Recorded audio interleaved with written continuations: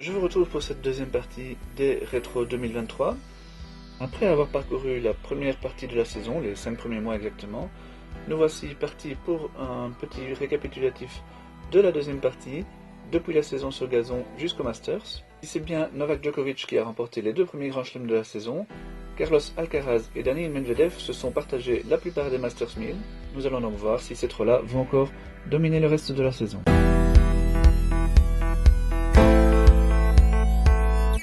Après Roland-Garros débute la saison sur gazon, avec notamment 2 ATP 500, dont celui du Queens à Londres.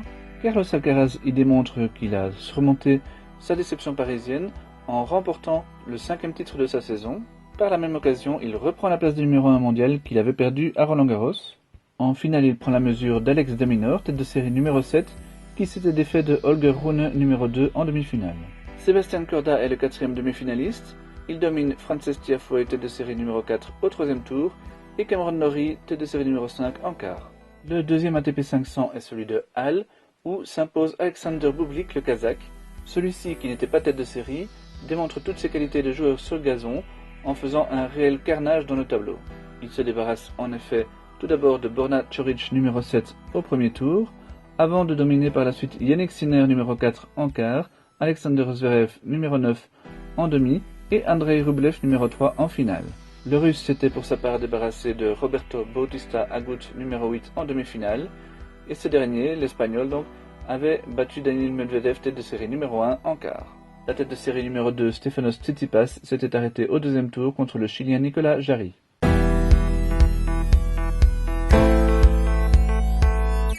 Le 3e grand chelem de la saison se termine sur une énorme surprise avec la victoire de Carlos Alcaraz en finale et en 5-7 face au quadruple tenant du titre Novak Djokovic. L'Espagnol qu'on voyait remporter d'abord Roland-Garros avant de s'imposer dans le temple du tennis a connu quelques difficultés durant son parcours. Il a notamment perdu un set au 3e tour contre Nicolas Jarry et en 8e de finale face à Matteo Berrettini, ancien finaliste du tournoi. Par contre, il a très largement dominé Holger Rune, tête de série numéro 6 en quart, et Daniil Medvedev, tête de série numéro 3 en demi. De son côté, Novak Djokovic avait éprouvé pas mal de difficultés à se défaire d'Hubert Hurkacz, tête de série numéro 17 en 8e de finale, et il avait également perdu un set contre Andrei Rublev en quart. Par contre, il avait plus facilement dominé Jannik Sinner, tête de série numéro 8 en demi-finale. La belle histoire vient de l'Américain Christopher Eubanks, qui réalise un superbe parcours jusqu'en quart de finale. Il domine notamment le chouchou du public Cameron Norrie au 2e tour, et surtout Stefanos Tsitsipas en 8e de finale en 5-7. Il passe même tout près d'un nouvel exploit en quart de finale puisqu'il ne s'incline là aussi qu'en 5-7 face à Medvedev. L'autre invité surprise des quarts de finale, c'est Roman Safiullin. Le Russe passe tout près de la défaite dès le premier tour face à l'Espagnol Roberto Bautista Agut, tête de série numéro 20.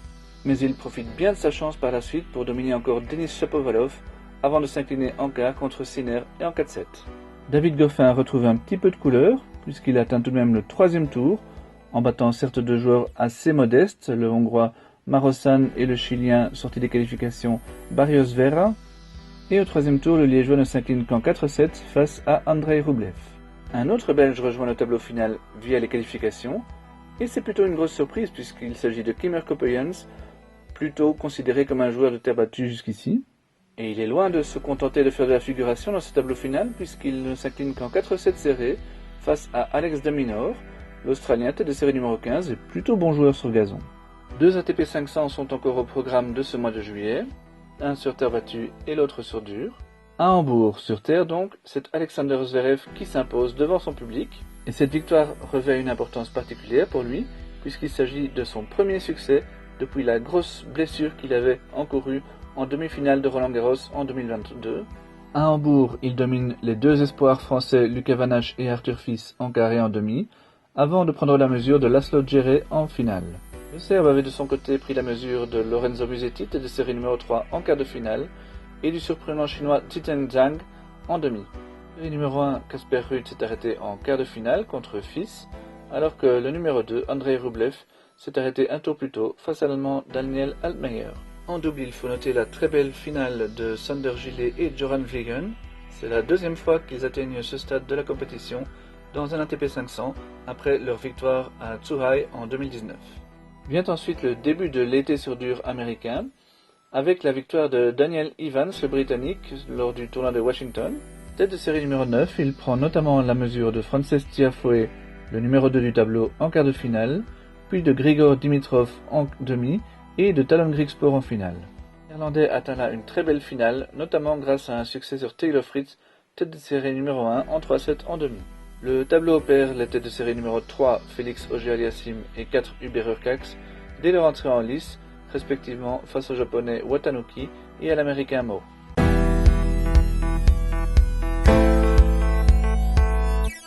Et l'été se poursuit à Toronto pour le 6e ATP 1000 de la saison. Et c'est Yannick Sinner qui s'y impose, remportant ainsi son tout premier titre à ce niveau, le 8e depuis le début de sa carrière. Son parcours est tout de même facilité par de nombreuses défaites prématurées des favoris. Il bat Tommy Paul en demi-finale et Alex de Minaur en finale. Tommy Paul donc prend la mesure de Carlos Alcaraz numéro 1 en quart de finale, alors que Daniil Medvedev, le numéro 2, est battu par de Minaur au même stade. Casper Ruud, tête de série numéro 3, est lui éliminé dès les huitièmes de finale par l'Espagnol Alejandro Davidovich Fokina, futur demi-finaliste. Il n'y a aucun Belge dans le tableau final de ce tournoi puisque David Goffin a chuté au classement et préfère se concentrer sur les challengers. Enfin admis sur le sol américain, Novak Djokovic s'impose lors du 7e ATP 1000 de la saison à Cincinnati. Il prend en plus une belle revanche sur Carlos Alcaraz qu'il avait donc dominé à Wimbledon, mais leur rencontre est une nouvelle fois très serrée puisque le score est de 5-7, 7-6, 7-6. Pour arriver jusque-là, Novak Djokovic domine notamment Taylor Fritz, numéro 9 en quart, et Alexander Zverev en demi. Le parcours d'Alcaraz est plutôt chaotique puisqu'il perd un set dans chacun de ses matchs avant la finale. C'est le cas face à qualifié Jordan Thompson dès son entrée en lice, et ensuite face à Tommy Paul, à Max Purcell également qualifié, et à Hubert Hurkacz en demi-finale. Au rayon des surprises, on peut citer la défaite de Daniil Medvedev en huitième de finale contre Alexander Zverev, ainsi que celle de Stefanos Tsitsipas, tête de série numéro 4, au même stade contre Hubert Hurkacz. Casper Ruud, numéro 5, est battu au tour précédent par Max Purcell, la révélation de ce tournoi. De son côté, Holger Rune abandonne au même stade face à Mackenzie McDonald.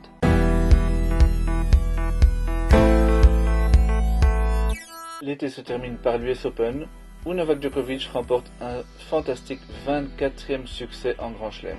Le Serbe prend en plus une belle revanche en finale face à Daniil Medvedev, tête de série numéro 3, qu'il avait privé de Grand Chelem il y a 2 ans sur le même score.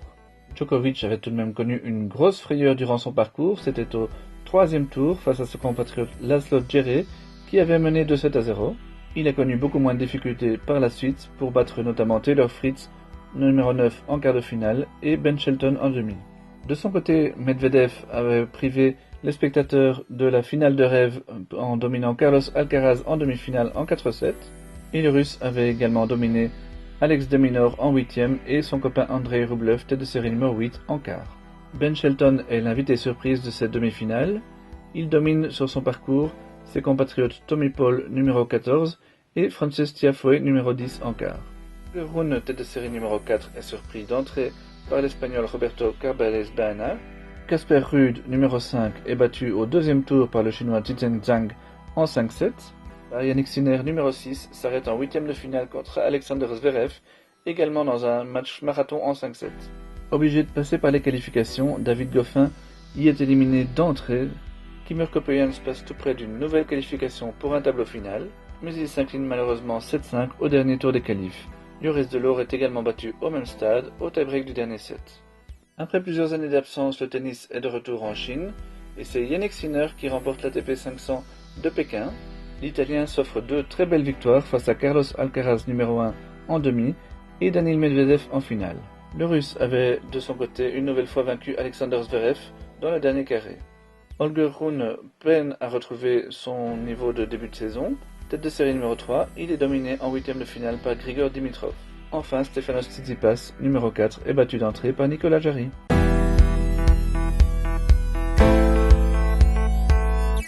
L'avant-dernier ATP 1000 de la saison disputé à Shanghai voit la victoire surprise de Hubert Hurkacz, tête de série numéro 16. Le Polonais, qui s'était déjà imposé dans une épreuve de ce niveau à Miami en 2021, se glisse dans un tableau plutôt dégagé et finit par battre Andrei Rublev au tie-break du dernier set en finale. Précédemment, il avait tout de même peiné en huitième de finale pour se défaire du joueur local Tsitseng au tie-break du dernier set, et il avait encore perdu un set face à Fabian Marozsan le Hongrois en quart de finale, avant de dominer plus facilement Sébastien Korda en demi. De son côté, Andrei Rublev a pris la mesure de joueurs comme Tommy Paul ou Hugo Humbert, avant en demi-finale de venir à bout de Grigor Dimitrov. Le Bulgare, qui semble retrouver son meilleur niveau, a pris la mesure de Carlos Alcaraz en huitième de finale en 3-7. Parmi les nombreuses autres surprises, on peut citer la défaite de Daniil Medvedev, tête de série numéro 2, au troisième tour face à Korda. Enfin, Holger Rune, tête de série numéro 3, a été laminé dès son entrée en lice par l'américain Brandon Nakashima. La tournée asiatique se termine par une belle victoire de Ben Shelton lors de l'ATP 500 de Tokyo. L'américain domine notamment son compatriote Tommy Paul, tête de série numéro 5, en quart de finale. Un autre compatriote, Marcos Giron, issu des qualifications, en demi, avant de prendre la mesure d'Aslan Karatsev en finale. Le russe est tout de même le tombeur de Frances Tiafoe, tête de série numéro 6 dès le premier tour, et d'Alex de Minaur numéro 4 en quart de finale. En demi, il domine le joueur japonais Shintaro Mochizuki, invité des organisateurs, et avait créé la grosse surprise du tableau en dominant au deuxième tour Taylor Fritz, tête de série numéro 1, au tie-break du dernier set. Casper Ruud, tête de série numéro 2, a été battu au même stade par Marcos Giron. Deux ATP 500 sont encore au programme en salle en Europe. À Vienne, c'est Yannick Sinner qui s'impose et confirme ainsi son excellente fin de saison. Il prend successivement la mesure de Frances Tiafoe en quart, d'Andrei Rublev en demi et de Daniil Medvedev, tête de série numéro 1, en finale. Le russe avait pris la mesure de son compatriote Karen Khachanov en quart et de Stefanos Tsitsipas en demi. Enfin, à Bâle, Félix Auger-Aliassime, auteur d'une saison assez décevante, confirme son titre remporté en 2022. En Suisse, il domine la tête de série numéro 1, Holger Rune, en demi-finale, et la numéro 4, Hubert Hurkacz, en finale. Le joueur local Dominic Stricker crée la surprise en venant à bout de Casper Ruud, numéro 2, au deuxième tour, avant d'être battu par Hugo Humbert en quart. Taylor Fritz, tête de série numéro 3, est également battu au deuxième tour par le qualifié Alexander Shevchenko.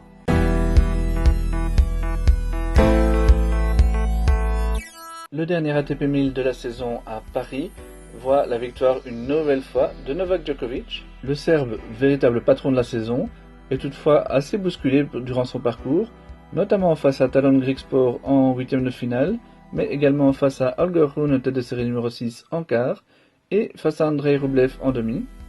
Il domine par contre plus facilement Grigor Dimitrov en finale.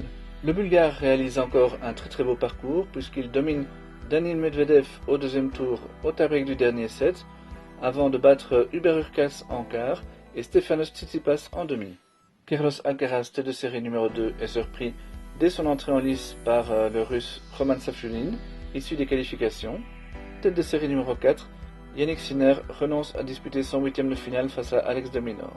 Maître parmi les maîtres, Novak Djokovic s'impose pour la 7e fois lors du Masters de fin d'année, devenant ainsi le recordman absolu du tournoi. Il connaît pourtant une mise en jambe un peu compliquée puisqu'il peine à se défaire de Holger Rune lors de son premier match, avant d'être battu par Yannick Sinner au tie-break du dernier set. Il perd également un set lors de son dernier match de poule face à Hubert Hurkacz. Qualifié pour les demi-finales par le shot d'aiguille, il domine très largement par la suite Carlos Alcaraz et puis prend sa revanche sur Yannick Sinner en finale. L'Italien de son côté avait remporté ses 3 matchs de poule. Il s'est même retrouvé dans une situation plutôt cocasse lors du dernier match puisque s'il s'était incliné lors de ce match, il aurait éliminé Novak Djokovic de ce tournoi. Mais il a joué le jeu à fond et ça lui a finalement coûté la finale. En demi-finale, il a pris la mesure en 3-7 de Daniil Medvedev. En l'absence des 4 meilleurs joueurs de moins de 21 ans que sont Carlos Alcaraz, Yannick Sinner, Holger Rune et Félix Auger-Aliassime, le Masters Next Gen perd un petit peu de son prestige. Notons toutefois la victoire finale du Serbe Ahmed Medvedovic qui bat Arthur Fils, le grand favori, en 5-7. Si la finale de la Coupe Davis marquait traditionnellement la fin de la saison dans un feu d'artifice, ça n'est plus du tout le cas aujourd'hui. L'espèce de tour final hybride qui ne ressemble pas à grand chose avec 8 équipes est disputé au meilleur des 3 matchs perd complètement dans l'intérêt. Et c'est dans l'indifférence générale que l'Italie s'est imposée 2-0 face à l'Australie. À noter tout de même une dernière belle victoire de Jannik Sinner face à Novak Djokovic en demi-finale, en sauvant 3 balles de match.